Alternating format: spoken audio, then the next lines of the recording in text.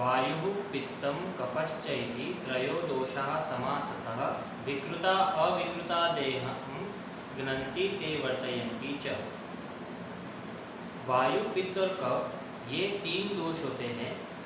विकृत अवस्था में ये देह का नाश करते हैं। घ्नन्ति का अर्थ होता है नाश करना और वर्तयन्ति का अर्थ होता है बढ़ाना। और अविकृत अवस्था में ये देह को, शरीर को वर्तयन्ति यानी कि बढ़ाते हैं। अभी आयुर्वेद में वात, पित्त, कफ ऐसे तीन दोष होते हैं। ये तीन दोष जो है, जैसे कि आप अपने स्क्रीन पे देख सकते हैं कि ईथर यानी कि आकाश, एयर यानी कि वायु, आकाश और वायु महाभूत से वात ये दोष बनता है।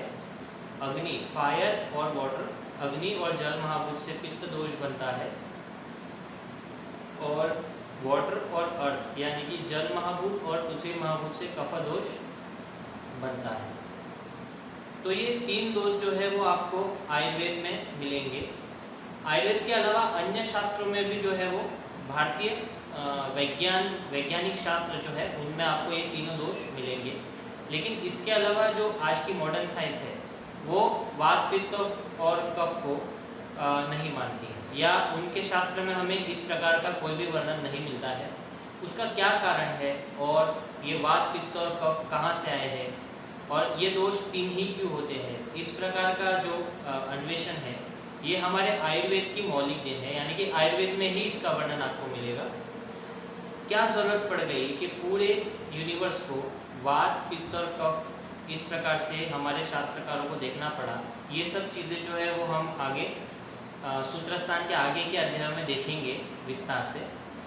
फिलहाल सूत्रस्थान में आपको सिर्फ ये समझना है कि दोष तीन होते हैं, वायु, पित्तम, कफ। और अगर ये विकृत अवस्था को प्राप्त होते हैं तो ये देह का नाश कर देते हैं, यानी कि देह में, शरीर में दो अलग अलग प्रकार की बीमारियां कर देते हैं। और अगर अविकृत यानी कि इनके अगर गुण धर्म प्रॉपर है और ये अगर अपने प्रमाण से ना कम है ना ज़्यादा है, तो नॉर्मल फंक्शन ही कर रहे हैं और नॉर्मल प्रमाण में है, तो ये क्या करेंगे, देहम वर्तयन्ति यानी कि शरीर को बढ़ाने में मदद करेंगे या शरीर को अच्छी प्रकार से बढ़ने में मदद करेंगे।